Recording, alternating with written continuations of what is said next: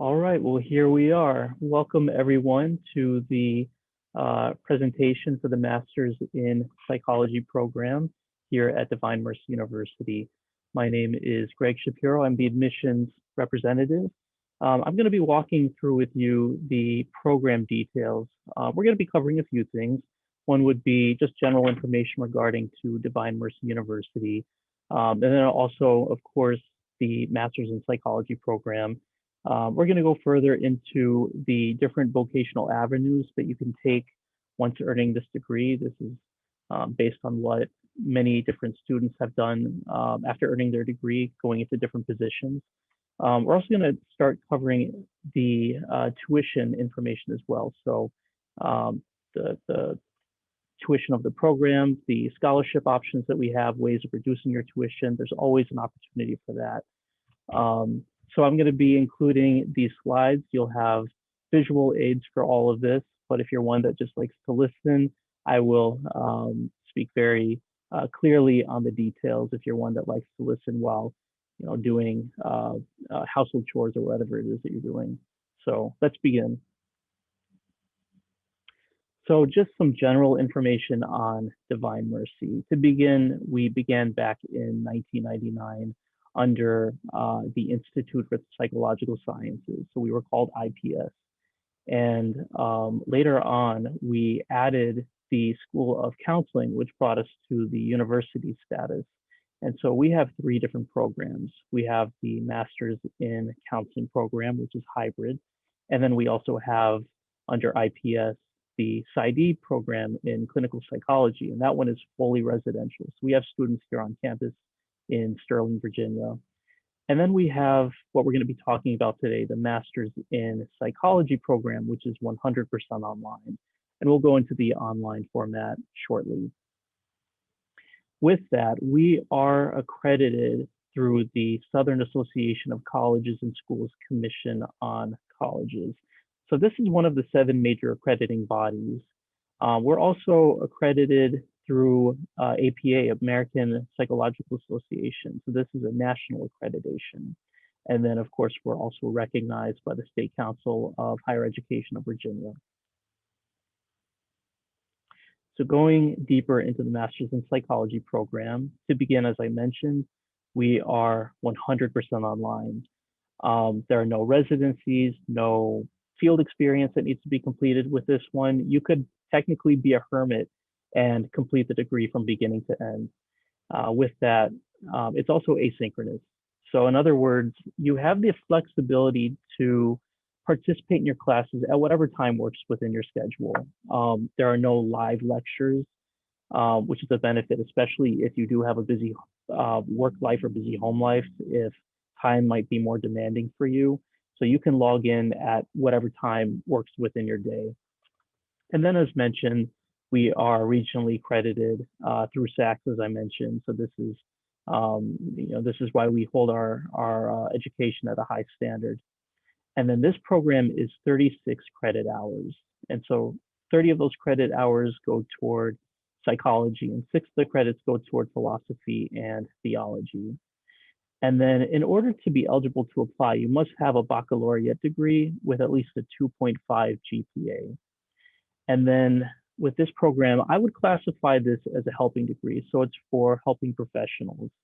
In other words, this is not a licensure track program. So if you're looking to become a licensed professional counselor or licensed psychologist, this would not be the right program for you. I would look at the other programs that we offer. However, if you're looking for something that might be a little less intensive than that, or you want to advance in your career or go into positions that don't require any formal licensure, then this is a great option for that.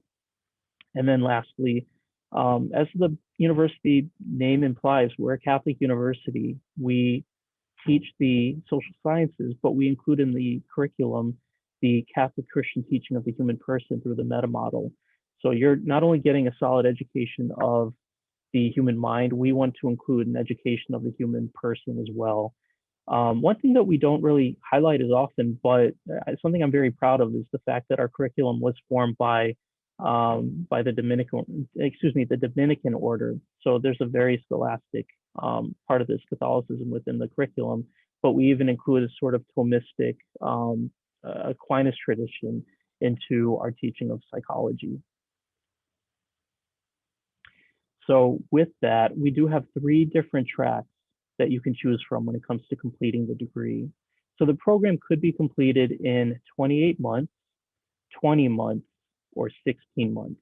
If you're doing the 28-month track, that means that you're committing about 15 to 18 hours per week toward your study time. If you're doing the 20-month track, then you'd be committing about 18 to 25 hours per week. And if you're doing the 16-month track, then you'd be committing about 25 to 30 hours per week. So it's a good idea to take some time to think about what your schedule looks like before choosing a track. For those that might have a busier schedule, then the 28-month track might be a better option for you. If you do have a little bit more flexibility in your time and you're ready to proceed gung-ho and completing it at a faster rate, then the 20 or 16-month track might be a great option for you as well. And so program structure and clinical experience. These are some examples of certain skills that you'll be gaining through the program, you'll be trained in. And for a lot of employers, they really value these critical thinking skills that you might already have, but this program will really solidify those skills that you're looking for. So whether it's building a crisis plan or going into counseling, if you want to gain counseling skills, for a lot of people, they use this degree to counsel individuals in different environments. So maybe it's at a parish level or working at maybe a pro-life crisis center, something like that. Counseling is a big part of it. Now, again, you wouldn't be doing it as a licensed counselor, but you'll be able to recognize certain maybe mental health challenges that people experience. You can help refer them to the right professional for their needs. And so let's go over the vocational opportunities. There are a lot of different options that or a lot of vocational opportunities that people use when it comes to after earning their degree. So the first one, as you're seeing within parishes and dioceses, I enroll a lot of consecrated religious and lay religious as well, and also lay people that may not be consecrated in the religious life, but they use this degree in different forms of ministry. So whether it's working within the Diocesan Office of Marriage and Family, or for victims assistance, or working within ministry, whether it's as a catechesis or something outside of that, this degree is very useful for that. It could also be used within education. So taking positions in higher education or within a high school setting as an educator or an instructor in a community college. This degree lends to that as well. It could also be used within federal government positions. So whether it's local, state, or federal, you'll have that option. So a lot of people use this degree within, as you see, vocational rehabilitation or drug and alcohol counseling, or within employee counseling. HR is a very common position people take with this degree because you have to have that ability to communicate with different types of individuals. It could even be used within a capacity of forensic psychology. So parole officer, usually this degree will be very beneficial for that, or even something like criminal profiling.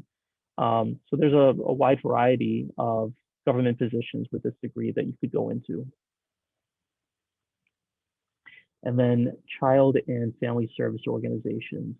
So these are, different positions such as family service worker, working within child protection, or as a child care supervisor, or working in different nonprofit agencies. This is a great program degree to have that goes into these positions as well. And then healthcare and mental health services. And these are typically more entry-level positions, but these are positions that people have been able to go into after earning this degree. So for many people, it might be working within behavioral counseling. So I'm thinking something like applied behavior analysis, for instance, which may require maybe an additional course that might need to be completed or an exam. It really depends on the state in which you live. But this could certainly go into that direction. It could work within casework, case management. This degree is also used within health project coordinating or working within a psychiatric environment as a technician or within rehabilitation centers. So, having that background within psychology is very useful within these different environments. And then also lastly, this is something that a lot of people don't even think about, but this degree is very useful within almost an industrial and organizational psychology capacity. So working within a corporate environment or an organization. So as I mentioned before, HR is common where people will earn this degree and go into those fields. So that can work not just in government positions, but in private sectors or something similar to that. It could work within advertisement or marketing, just because having a good sense of what the consumer or the client, the psychology behind those things, this is something that you'll be able to use this degree in with these critical thinking skills. And so I want to go into a testimonial. I'm going to keep this on the screen for a moment. If you wanted to take that time to review it, you're welcome to pause it and read it if you like. But I like to highlight this one just because the student that wrote this testimonial, she highlighted just the fact that the faculty and the staff were very responsive to her needs. As you see, the student suffered a miscarriage, and so she was going through a lot within her personal life. And it's very difficult. I mean, it's always difficult outside of going through a program, but you have the extra burden of this additional responsibility that you have to deal with as well. And the last thing we want to do is make things more difficult for the student, especially when they're going through so much. So we make sure that we're working with them with their needs. But not only that, she was able to thrive in the program, and we were able to work with her. We accommodated her needs with this. And on top of that, she found healing in the program. She was able to get that information that she'll be able to pass over to different individuals, but she was able to apply it with herself. And so that's one of my favorite parts about this testimonial. I also use this slide just to clarify that I've never seen any student come to me because they're having difficulty getting in touch with their professor or a student support service member, but I use myself as sort of a safety net on top of that. So if for some reason, which again I've never seen, but if you're having difficulty getting in touch with those individuals, my number is going to be at the very end. You're always welcome to give me a call. I could at the very least get you in touch with that individual. So this is actually pertaining to advancing in your career, but more so with the capstones. Many people do use their capstone to advance in their field, and that's one of the benefits to this being a non-licensure program. You can actually apply the skills automatically before you've even earned the degree.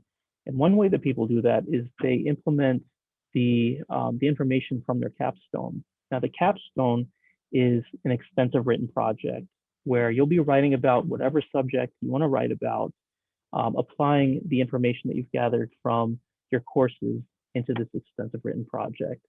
And these are some examples of what other students have written about. It really ranges. For many people, they are, as I mentioned, some are priests, religious sisters, that sort of thing. And then we have a lot of lay people. We also have non-Catholics that go into the program. So they write about a litany of different things, but it's really up to you what you're going to get to write about and applying that information into your capstone. So going into the nitty gritty, is grad school affordable?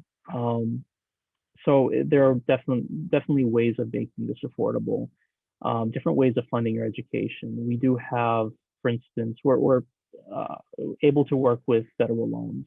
So many students will fill out a FAFSA application and fund their education through financial aid. If you're military, of course, getting in touch with the VA and seeing if depending on what your status of the military is, if you're active or veteran or whatever it may be, that's something that we work with as well. And then for many people that plan not to use financial aid, they might do a payment plan instead. So setting up a pay-as-you-go option, that's something that we work with. And then these are some examples of scholarships. So you can always apply up to 4 scholarships and be eligible to receive 2 of them, in fact. And typically it ranges between 2,000 to 50%. We usually don't go beyond 50%. I've never seen it go beyond that. But the reason why is because we would actually rather everyone have an opportunity to reduce their tuition than only granting a few a full amount. So there's always a way to get that tuition reduced. And then this is the baseline tuition. So before any sort of tuition reduction, before any sort of scholarships that you're seeing in front of you. So if you're doing a 16-month track, the cost comes to $25,530. For the 20-month track, you're seeing $26,109. And for the 28-month track, it comes out to $28,428. And the reason why you're seeing different prices for each track is because every second term that you're taking 2 courses, that second term comes down to 50% of what it originally is. And so that's why you're seeing it sort of fluctuate in this way. But again, one thing that I always highlight for students is that even though there's a more expedient way of doing it, and the expedient way is, it's a little bit less than the other options, it's always a good idea to choose the one that will be most compatible with your schedule. We want to make sure that you thrive as a student. And then this is just going forward with what we discussed of different ways of funding your education. So we have different scholarships. You can set up a cash plan using financial aid as another option. And also, of course, looking into even something called the National Health Service Corps, where you could be awarded $50,000 toward student loan debt after working 3 months and 2 years of agreement in an area designated by the federal government as considered low income or undeserved. So that's something that you could always look into if you're taking those positions. So this brings us to the end. This is my contact information, and I always encourage you to write down my email, write down my number. I would love to have a one-on-one if you're interested in pursuing the master's in psychology. You're welcome to call, text, whatever. My number does take text, so I do respond that way as well. And then lastly, as you're seeing at the very bottom, if you begin an application, typically there's a $55 application fee, but we can waive that for you. All you need to do is include that code, what you're seeing, CCMMP 1999. So that stands for the Catholic Christian Meta Model of the Human Person, 1999, the year that we established. So, take that down. If you decide to move forward, we can get that application fee waived for you. So that is the end of it. Again, I look forward to hearing from you if you have any questions, and you have a great and blessed day.